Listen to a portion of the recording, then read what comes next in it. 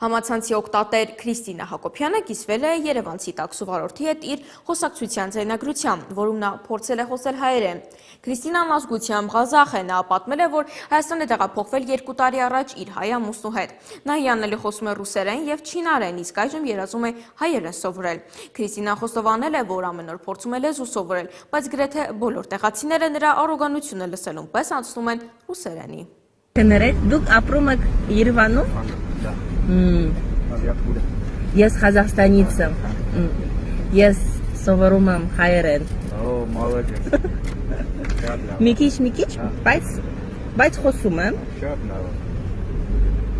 Բայց Համացանցում մեծ տարածում է գտել Սոչիում հայկական հարսանիքից տեսանյութ, որը հրապարակվել է հենց հարսանցուի կողմից Գրետա Չամյանի, և նա այն մակագրել է այսպես. Հայրիկը որոշել է համոզվել, որ դա հաստատ իր դուստրն է։